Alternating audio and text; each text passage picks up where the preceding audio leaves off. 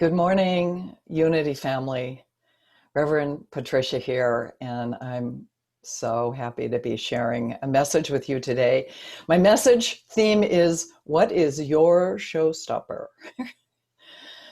So what the heck is she talking about? I was talking to a friend of mine the other day. Actually, she's a teacher and someone that I hold in high regard as a part of my Unity unfolding experience. And we were talking about a project that I'm working on, and that I've just kind of kept coming up against something that had me not moving forward. And she said, "So what's your showstopper?" And I'm like, what is my showstopper? um, and I've done some work on that. So I'm looking at what is my showstopper.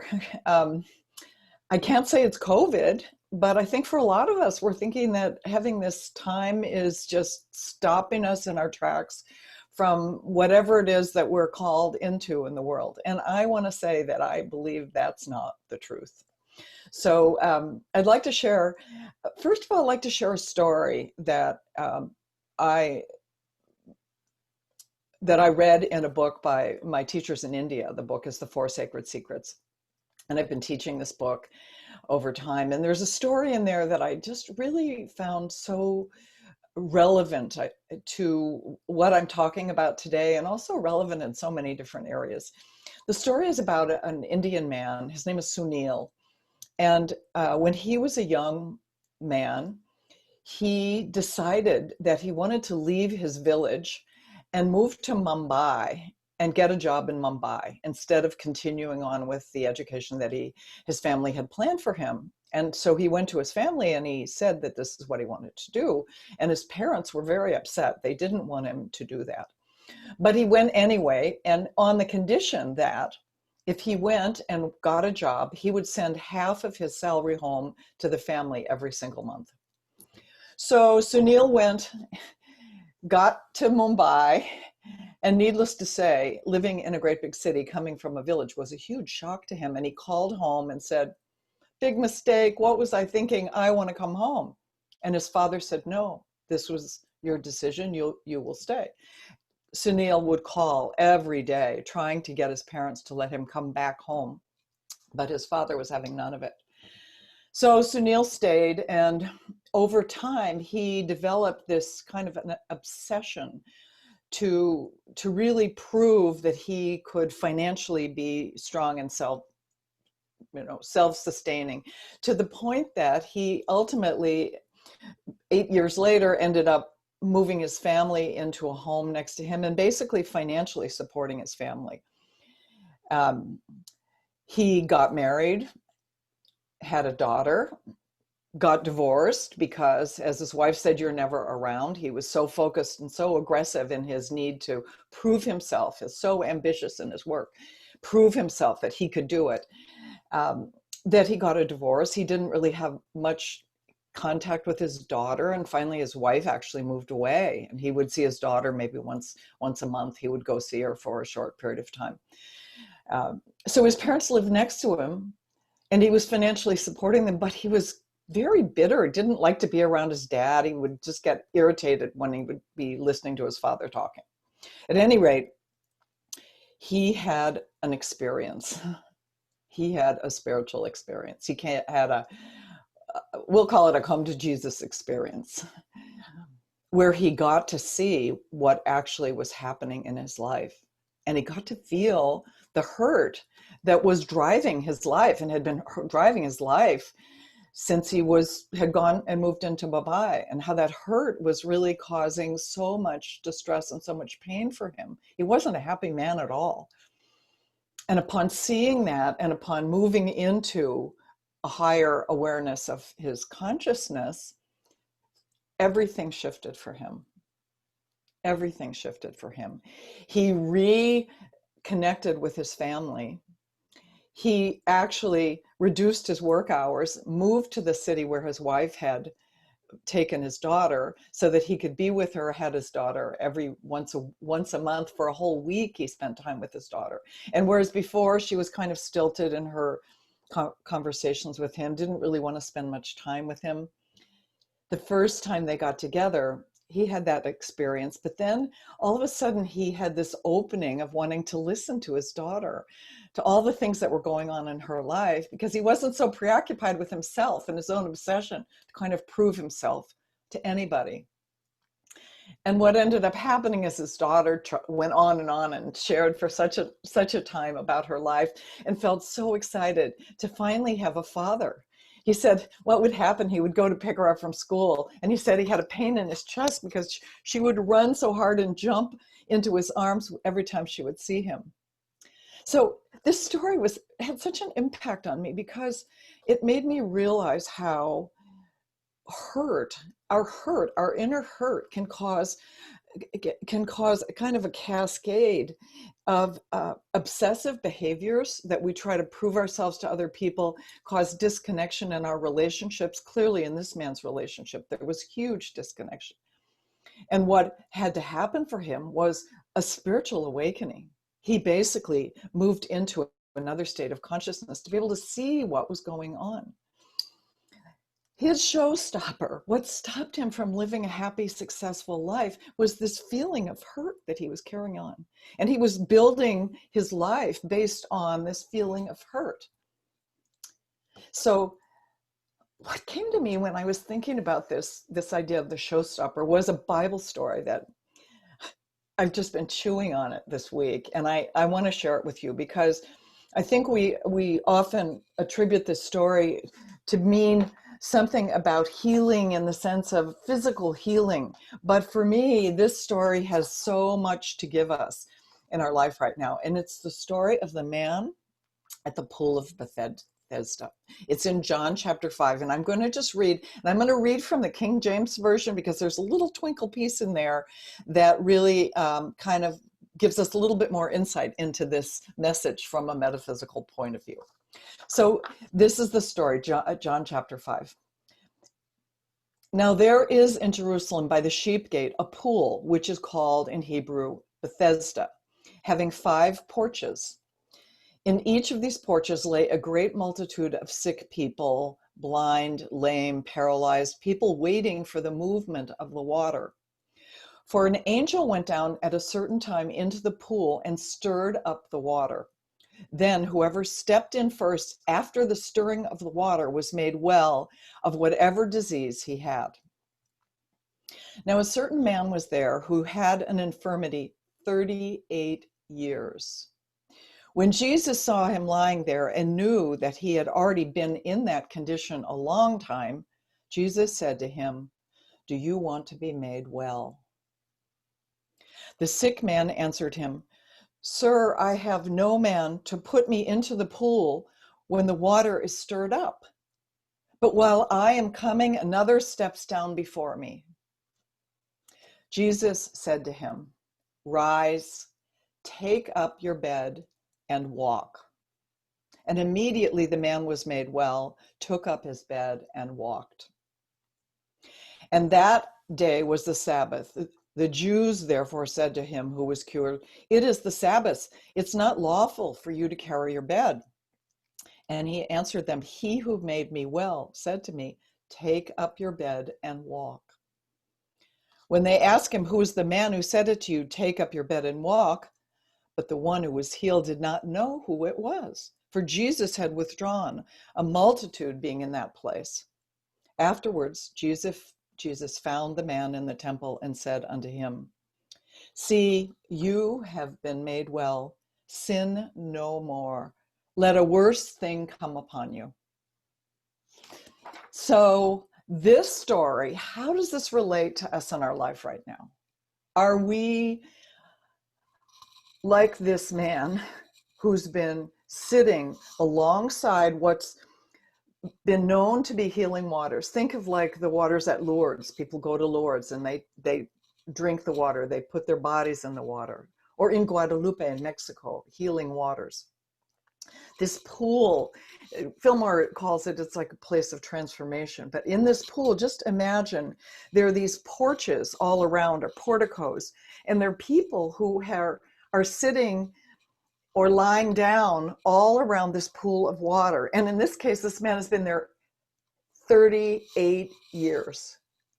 He's been on his mat 38 years, waiting to get into the water. Now, the story was that the angels would come and they would ruffle the waters, trouble the waters, and the first person who got in the water would get healed. So this man's going, well, I don't have anybody to carry me in, and every time I start heading down there, somebody else gets there first, so I can't do it. So this story is such a powerful story. How many of us are sitting on the porticos, on the porches, right by the pool?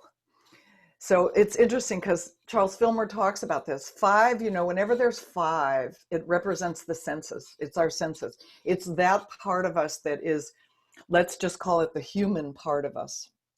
So in this sense, it's when we are waiting for our healing. And I'm going to say, our healing could be a physical healing, but I think for many of us, the healing is more about a healing in consciousness, to move us out of a place like this man Sunil, who was in a place of hurt, which was fueled by anger. So some of us might be sitting in our portico trying to figure out how to get what it is we want. And maybe for us, the pool that's going to cause the healing, maybe that is a relationship that we don't have, or one that we really would like to feel happier in. Maybe for some of us, it's a job that we really feel like we can give our contribution to. We can really give our gifts in the world. Maybe it's creating something. That for me was part of what was going on. That's in my pool. I'm creating this course. But then there's something that my mind has got me sitting in my portico. I'm on one of the porticos, using my senses, trying to figure it out. Where is it for you? Is there something in your life that you're being held back? Maybe it's the fear, maybe it's COVID. And I'm not saying, please listen to me. I'm not saying go run out and do whatever. I'm not saying rise and run out of your house and go be with a crowd of people. But what I am saying is, what is it that has paralyzed us in this time when we've been called to shelter in place physically? We're like the man who's been there for 38 years, or those people who are sitting around this healing pool. We are in some ways paralyzed by our humanness, by our belief that the only way to get what it is that will bring forth the healing for us. And again, the healing is connecting into the greatest gifts that we have in the world to give, and to live in a place of happiness, to live in a place of grace, to live in a place of abundance, to live in a place of feeling connected. What is it about this time where we're feeling paralyzed at some, even lame? They use the word lame meaning you can't walk. You can't get out. You can't get to the pool. The mind is telling us, I can't get to the pool. The body's saying, I can't get to the pool. There's no way I can get there. So what happens in the story? What happens is Jesus comes along. So Jesus is higher consciousness. Jesus is the higher consciousness. And Jesus doesn't do something that, we've seen him do before, where he might be with a multitude of people and he's feeding them all. Jesus doesn't just go to all those people and go, okay, people, listen up. I'm going to tell you how to get to your healing. Jesus goes to one person who's been there 38 years. This guy is helpless. And he even says it. There's nobody to help me. I've done, every time I get close, somebody else comes in. At first I thought, well, he's kind of a complainer. But then I realized, no, he's somebody who's at the awareness. I'm at the human porticos. I've tried everything that my mind can tell me how to do, the senses can tell me how to do, and I am helpless. And Jesus knows that. Jesus sees his helplessness. And that is when that higher consciousness, the spirit connects in with this man. And what does Jesus do? Jesus says three things that would be impossible if the man were operating out of his awareness of possibility thinking as a human. Jesus tells him, first of all, rise, stand up. Well, the guy he can't stand, he thinks he can't stand up.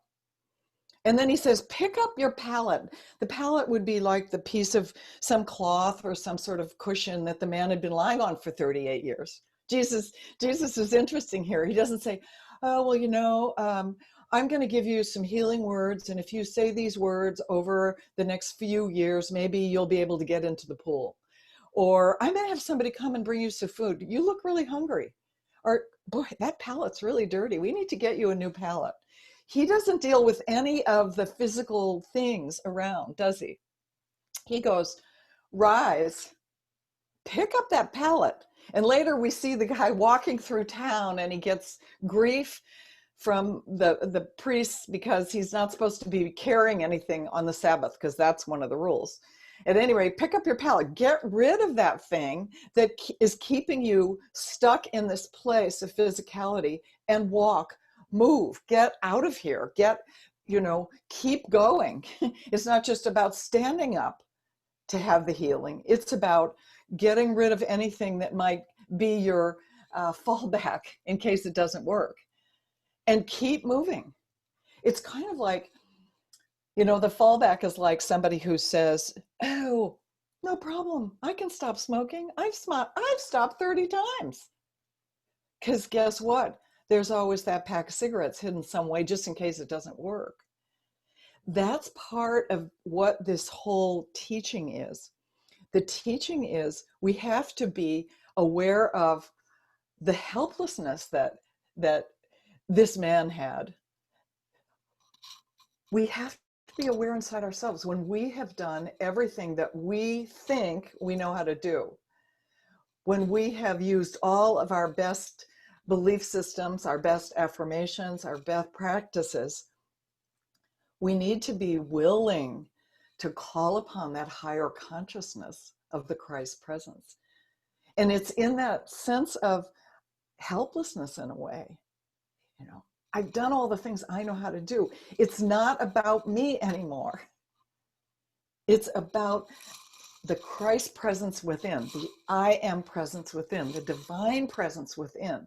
And when we're willing to tap into that presence, when we're willing to ask, there's an asking in there. When that presence comes, for most of us, we get more than just a small little insight. We get something that we're called to take some action. And we have to do it. And the interesting thing about this interaction with Jesus and with this man is that there's the quality within higher consciousness, in the consciousness of Jesus, that knew that the healing was completely possible, that this man could rise and could walk away. That higher consciousness anchors that in. And when the man is anchored into that, the physicality is anchored into the higher consciousness. And that's what helps us. It's that energy of the connecting in with higher consciousness, with the Christ consciousness, with superconscious mind, with anchoring in all that we've been working on the porticos with our sense consciousness, and moving into this next level of being, seeing the things that we thought were working that didn't work. Just like Sunil was able to see that hurt. He was able to see, oh my God, I was so hurt, my parents. But they were only doing that because they loved me. They kept all that money and they invested it and gave it to him, which he could give to his daughter. When we can see that and connect into higher consciousness, and we have this literally a spiritual awakening in consciousness. So I'm going to ask you, every one of us, we have something that's calling us in our life right now. And because we're in shelter in place, there's a lot more time for us to go within. There's a lot more time on our portico to connect in with higher consciousness. And when we see the helplessness of how we've been trying to do things in the past, our 38 years, that's when Jesus is going to be so ready. He's going to go, oh, Patricia, I see you're really ready now. I'm going to give you what it is that you need to see that's stopping you from creating this next thing that you're called to create in your life. And who, I know there are others of you who are working on books. I happen to know that. There are people who are creating beautiful creative projects in art. There's some of you who have a healing need right now. Maybe you're on the pallet and you're looking for healing in the physical body. And you've tried the things. I'm not saying don't go to the doctor. I'm not saying don't do these things. But I'm saying don't forget to connect in with that living spirit of truth, that Christ presence that anchors you in at a deep level. Anyway, I get carried away, don't I? I love it. Anyway, great story, great awareness. And just as I finish, I just want to read what Charles Fillmore said, because he says, the healing of the man at the pool represents the power of the I am, which is the Jesus consciousness, to restore the equilibrium of the organism, body, mind, and spirit, through the activity of spiritual ideas and consciousness, independently of the healing methods that are utilized by sense man, doctor stuff. Independent of that, there's this other thing going on. The true spiritual healing method is the word of authority as spoken by Jesus. We get that insight, we get that message, which must be set into activity. It's pray and tie up your camel. Through the power of the word, the infirmity, whatever it is, our fear, our lack of confidence in ourselves, our sense that we will never have it happen, our sense that COVID is limiting us in some way. This gives place to perfect equalization and strength. It balances us in a powerful way. So thank you all. Have a beautiful day, week, month, and blessings to our ministry at Unity Richmond East Bay.